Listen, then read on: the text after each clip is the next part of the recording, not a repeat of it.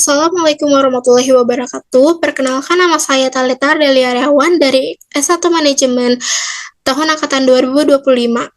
Pada kesempatan kali ini, saya akan mempresentasikan analisis dari surat perjanjian jual beli mobil yang saya susun sebagai bagian dari ujian tengah semester mata kuliah Hukum Bisnis.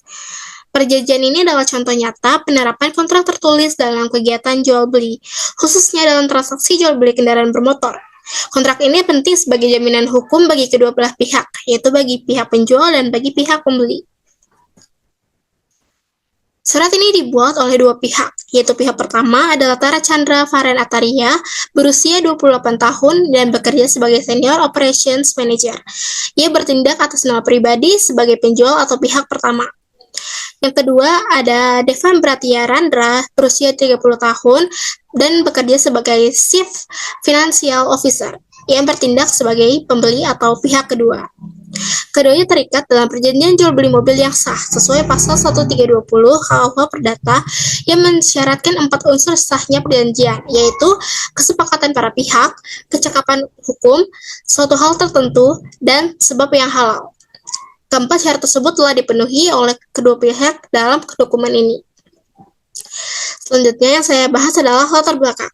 Latar belakang perjanjian menjelaskan bahwa penjual adalah pemilik sah kendaraan yang akan dijual, dan pembeli setuju untuk membeli kendaraan tersebut. Ini memenuhi asas kebebasan berkontrak atau freedom of contract sesuai dengan pasal 1338 KUH Perdata yang menyatakan bahwa semua perjanjian yang dibuat secara sah berlaku sebagai undang-undang bagi para pihak yang membuatnya.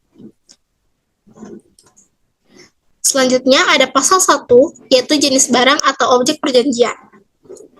Objek yang diperjualbelikan adalah satu unit mobil Mini Cooper S20 Turbo tahun 2018 dengan kondisi baik dan dokumen lengkap.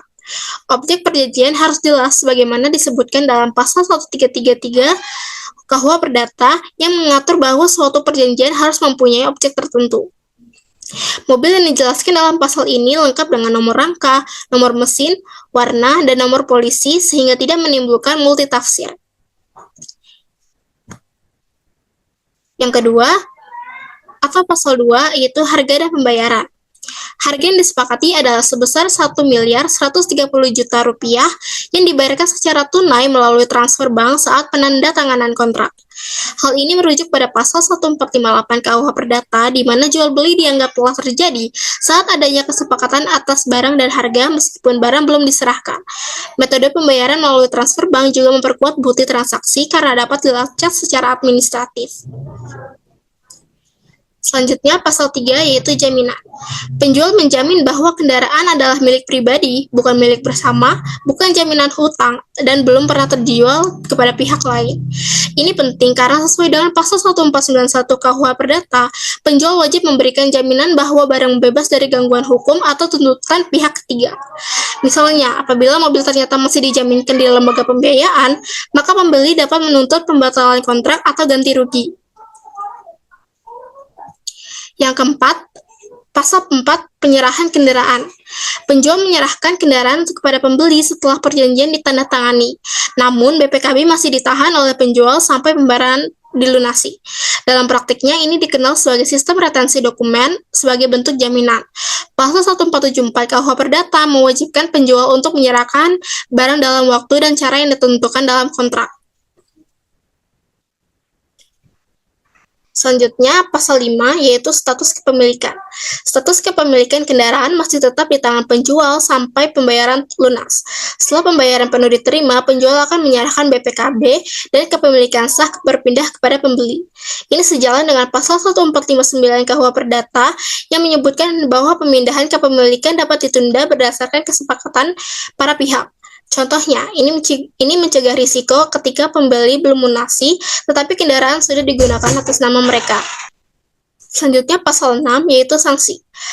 Dalam pasal ini dijelaskan bagi kedua pihak jika melanggar. Yang pertama, jika penjual tidak menyerahkan kendaraan sesuai waktu, maka seluruh uang harus dikembalikan plus denda 5% dari harga mobil. Yang kedua, jika pembeli membatalkan transaksi sepihak, maka dana akan dipotong 10% sebagai kompensasi. Ini adalah bentuk penguatan hukum perikatan agar tidak ada pihak yang semena-mena membatalkan kontrak.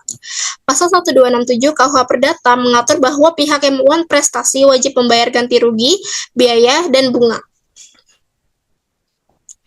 Selanjutnya, pasal 7 tentang kerusakan dan kehilangan. Kerusakan atau kehilangan dibagi berdasarkan waktu penyerahan. Jika terjadi sebelum penyerahan, maka menjadi tanggung jawab penjual, sementara jika terjadi setelah penyerahan, maka menjadi tanggung jawab pembeli.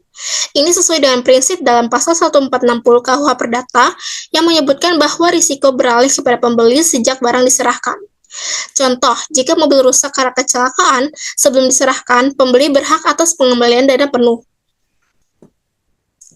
Selanjutnya, pasal 8 tentang ketentuan lain-lain.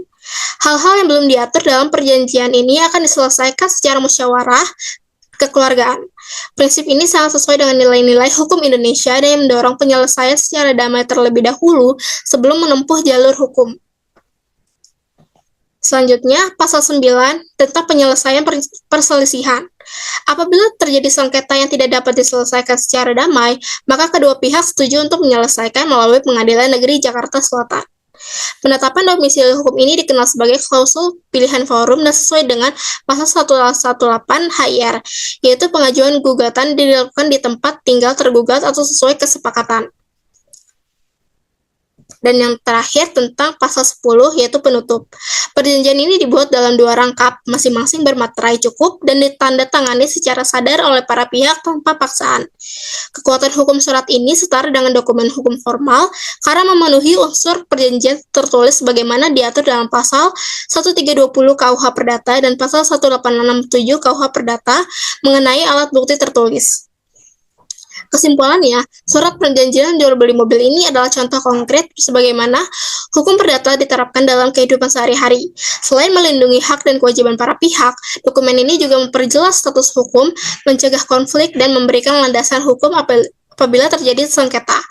Penting bagi kita sebagai pelaku bisnis maupun masyarakat umum untuk memahami isi dan dasar hukum dari setiap perjanjian yang kita buat. Sekian presentasi dari saya. Terima kasih atas perhatian dan waktunya. Wassalamualaikum warahmatullahi wabarakatuh.